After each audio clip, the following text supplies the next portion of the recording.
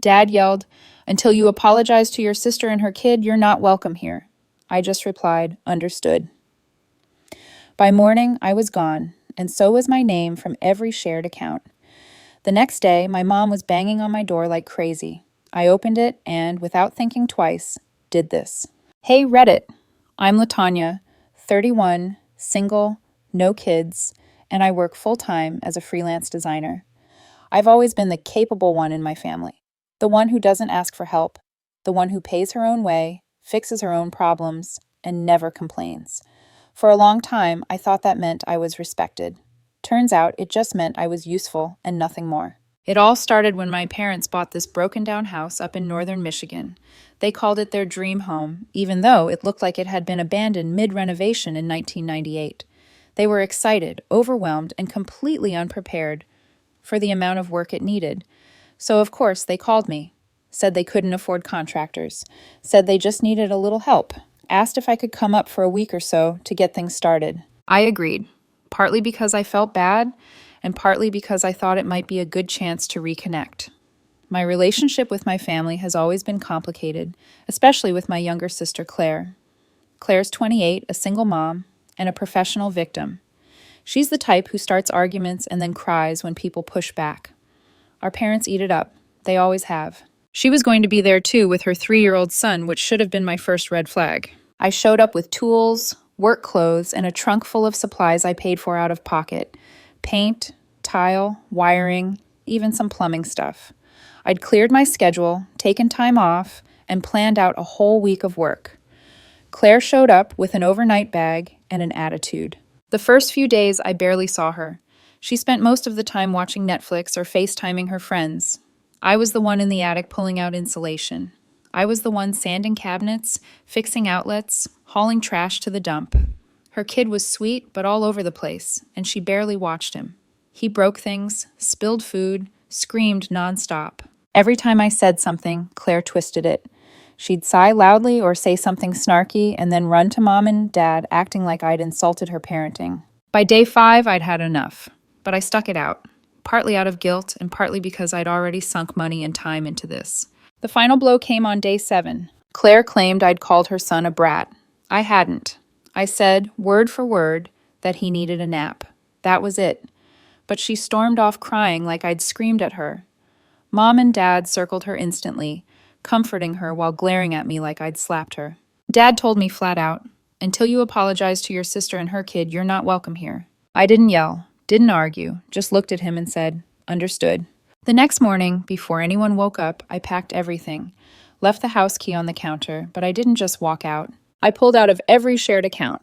The joint Home Depot card I'd co-signed, the renovation fund we were all supposedly contributing to, which I'd put over $3,000 into. I transferred my portion back to my own account, canceled the auto payments, wiped myself clean from everything tied to that house. I was back in Ohio by late afternoon, slept like a rock. But by 9 a.m. the next day, my mom was at my door, banging like the place was on fire. No call, no text, just pure rage. When I opened it, she barely said a word before launching into a tirade. I didn't yell back. I didn't defend myself. I just asked, "Did you ever actually care about me, or just my money?" And that's when things really blew up. The second I said it, "Did you ever actually care about me, or just my money?" My mom froze. She didn't expect that. She came ready for a fight, but not that kind of question. The kind that cuts deeper than yelling ever could. She didn't answer. Just pushed past me into the apartment, ranting about how I'd overreacted, how I'd embarrassed the family, and how Dad had barely slept because of the stress. I just stood there and let her talk. Then she got to the real reason she was there. Apparently, they tried to use the shared card at the hardware store that morning, and it was declined. The Home Depot account was shut down. So was the backup debit card they'd been using to buy renovation materials. And when she checked the renovation fund, half of it was gone. My half. I told her calmly that I'd taken back only what was mine. She said that money wasn't meant to be touched yet. I asked why I should keep bankrolling a project I wasn't even welcome at. She got quiet for a second. Then she said, "You should have talked to us first." I reminded her that I tried for 7 days. I tried. I brought the tools. I paid for supplies. I spent more time in their house than I had in my own, and all they ever did was tell me I wasn't doing it right. or not fast enough, or not with enough grace for Claire's fragile feelings. That's when she started to cry, said I was tearing the family apart. I almost laughed. I told her the family was already torn. I just stopped pretending everything was fine. I wasn't going to apologize to Claire. I wasn't going to let them gaslight me anymore. And if they needed money that badly, maybe they should ask the daughter they love so much. She left not long after that, slamming the door behind her. I thought that might be the end of it. It wasn't. An hour later, Claire posted this long, dramatic story on Facebook about how I'd abandoned our parents during the biggest project of their lives. She made it sound like I left them broke, stranded, and brokenhearted, all because I couldn't handle being around a child. She tagged me in it, and that's when the calls started. Cousins, old family friends, even a couple of aunts. Some of them were neutral, others weren't. I heard everything from, "Why are you being so cold?" to, "You should be ashamed." Most of them clearly hadn't heard the real story, so I told it publicly. I posted screenshots of bank transfers, receipts for supplies I paid for, and a timeline of everything I did during those 8 days, down to the hour. I didn't attack anyone. I just laid out the facts. It spread fast. By the end of the day, the tone shifted. People started messaging me privately, not to accuse, but to apologize. Said they'd had similar experiences. Said they were proud of me for finally standing up to the family dynamic no one talks about. Even a few aunts reached out. One of them, Aunt Laura, said something I'll never forget.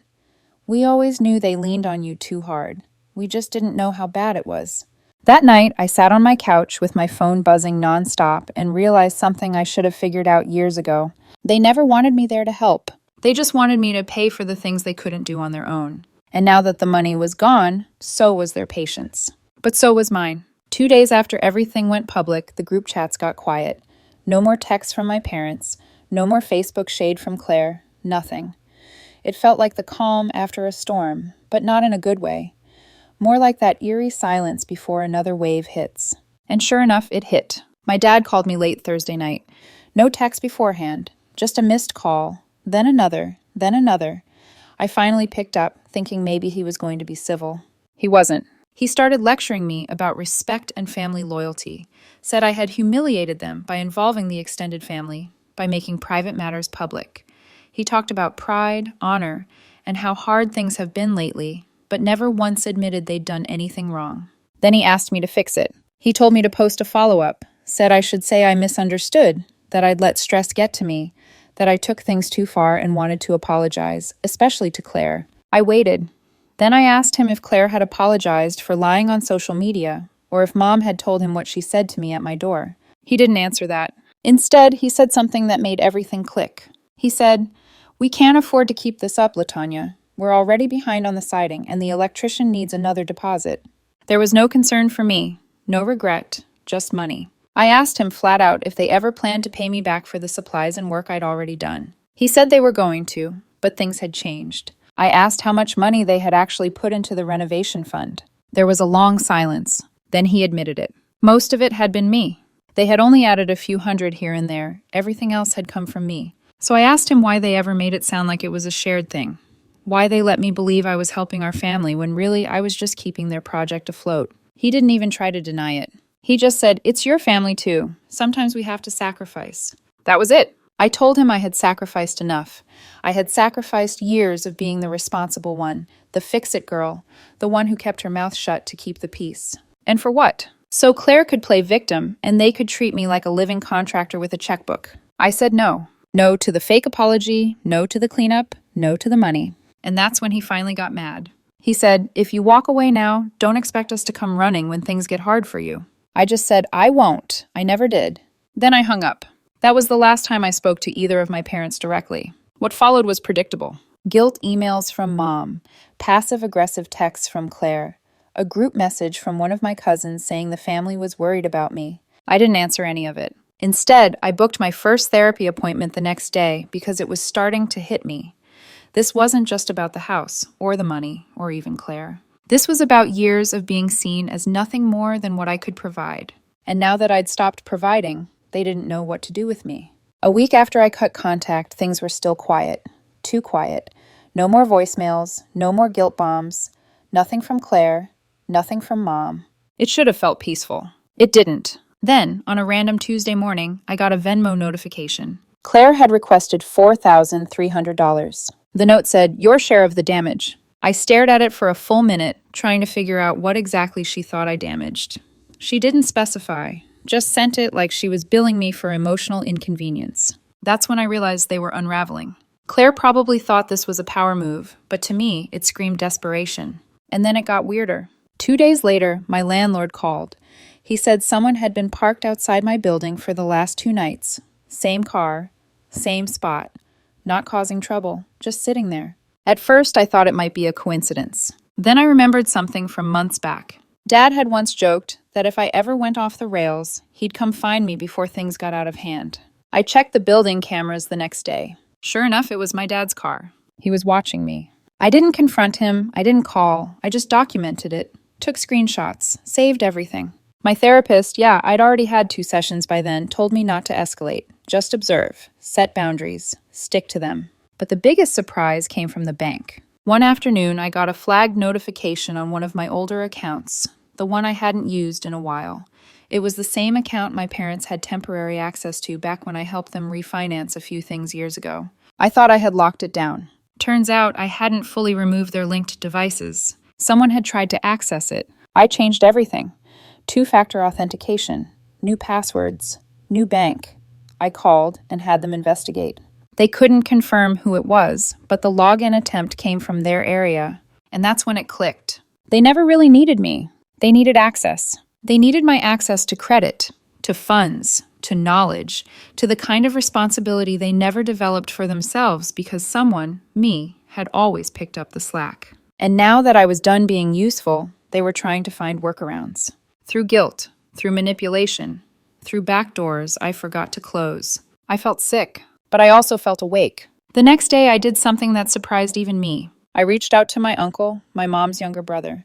We hadn't talked in years, mostly because he lived out west and wasn't involved in family drama. I told him everything. He didn't even hesitate. He said, "LaTanya, they've been using you since you were in college." Then he told me something I didn't know. Back when Claire got pregnant, our parents were nearly bankrupt.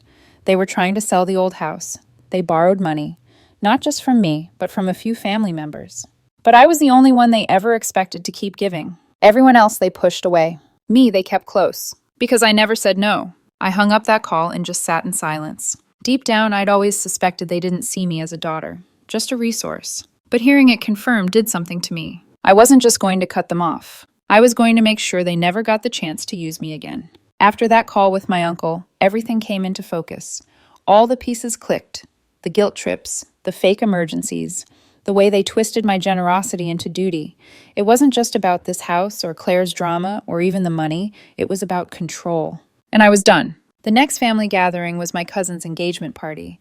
First big event since everything blew up. I wasn't planning on going. The idea of walking into a room where everyone knew some version of the story, most of it wrong, made my chest tighten. But then Aunt Laura called. "You should come," she said. "You've got nothing to hide." So I did. I walked in not knowing what to expect. Half the family gave me long looks. A few avoided eye contact altogether. For a second, I wondered if I'd made a mistake. But then one by one, people started coming up to me quietly. Some hugged me. Some just nodded. One of my older cousins leaned in and said, almost casually, we were wondering when someone would finally stand up to them. That alone told me more than I needed to know. Then I saw them, Mom, Dad, Claire, across the room. They looked uncomfortable. Claire had that tight, fake smile plastered on her face, the one she uses when she wants to look pleasant but isn't getting her way. Dad wouldn't make eye contact at all. Mom gave me a half-hearted wave, like nothing had happened, like we hadn't blown our entire relationship apart weeks earlier. I didn't go over. Later, during dinner, I ended up sitting at a table close enough to overhear Claire whispering to one of our aunts. She was talking just loud enough to be heard, about how I'd cut the whole family off over a little misunderstanding. She called me cold, said I was spiteful. She even brought up the Venmo request, framing it like I owed her for her trauma. That's when I stood up. I didn't raise my voice. I didn't slam my chair back or make a scene. I just stood there and spoke clearly. "Claire," I said, "you made up a story about me on Facebook. Dad told me I wasn't welcome in the house unless I apologized for something I didn't do. And Mom showed up at my apartment demanding money." The table went silent. That's not a misunderstanding, I continued. That's a pattern. Claire froze. She opened her mouth like she was going to argue, then closed it. Everyone else just stared. I kept going. I helped because I wanted to. But when help became expectation and expectation became entitlement, I walked. And I'm not sorry. It was the first time I'd ever said anything like that out loud, in front of witnesses. My heart was pounding, but I didn't back down. I expected a blow-up. It didn't happen. No one argued, not even Claire. In fact, she got up and left the table. A few minutes later, Mom and Dad quietly slipped out of the party. I didn't follow them. Instead, I stayed. I talked with relatives I hadn't seen in years. People I'd always been told were distant or difficult. Turns out some of them had been pushed away too. Not as dramatically, not with big explosions, but in smaller ways. Boundaries ignored, help taken for granted, guilt used like currency. They got it. By the end of the night, I'd exchanged numbers with 2 cousins and made loose plans for a trip out west to visit my uncle. For the first time in a long time, I didn't feel like the odd one out. Something strange happened in the days that followed. My phone stopped blowing up. No more messages from Claire, no more guilt from my parents, no more Venmo requests. It was like, after that night, they realized they'd lost their grip on me, that the performance wasn't working anymore. And the truth was, I wasn't trying to hurt them. I just couldn't survive in a family where love was measured in dollars, and my worth depended on how much I could give. So I walked. And this time, no one followed. This is the first update and probably the last one. Months passed. The silence held. No calls, no emails, no messages from Mom, Dad, or Claire. At first, it was unsettling. That kind of quiet makes you think something's coming. But nothing did. I stayed still. I focused on healing. I kept going to therapy. I worked. I started running again. I finally took that solo trip to Arizona I'd been putting off for years. I was starting to feel like myself again. Not the version they needed me to be, but who I actually was when no one was pulling on me from all sides. Then one afternoon, Aunt Laura texted me, "Call me when you're free. Thought you'd want to know something." I called her immediately. She told me things had shifted fast. Claire lost her job. Apparently, she'd been borrowing company funds to cover house expenses while telling everyone the money came from a savings account. My parents tried to cover it up, but they couldn't. Word got out. Without me there, they didn't have a safety net. The renovation stalled, the siding never got finished. The kitchen was still half gutted, permits expired. They started arguing loudly enough that neighbors complained. A couple of extended relatives offered to help, but only with boundaries, real ones. And as soon as those came into play, my parents pulled away. Like they couldn't function without someone giving them everything, no questions asked. I didn't feel joy hearing all of that, just clarity. They never wanted partnership. They wanted obedience. That same week, I got an invitation from my uncle out west, a small family gathering, casual, no pressure. I said yes. When I arrived, it felt like stepping into a completely different version of family. There was laughter, but none of it forced. Conversations didn't feel like traps. No one expected anything from me. They were just happy I was there. We cooked, we hiked, we drank wine on the porch and shared stories, some about the past, some about things we'd avoided saying for years. One night, as we sat under the stars, my uncle said something that stuck with me. "You were never the problem," he said. "You were just the one they couldn't control." It hit me in the best possible way. Since then, I've kept close with that side of the family. We've started planning a trip to Oregon next spring. I've even thought about moving, not to run away, but to start clean, to build something on my own terms for once. As for my parents and Claire, I still haven't heard from them. Not a word. And I've realized something important. They don't have access to me anymore, not emotionally, not financially, not even digitally. I closed every door they used to keep open, and in doing so, I found new ones, better ones, real ones. I didn't lose a family. I just finally figured out who actually deserved to be part of.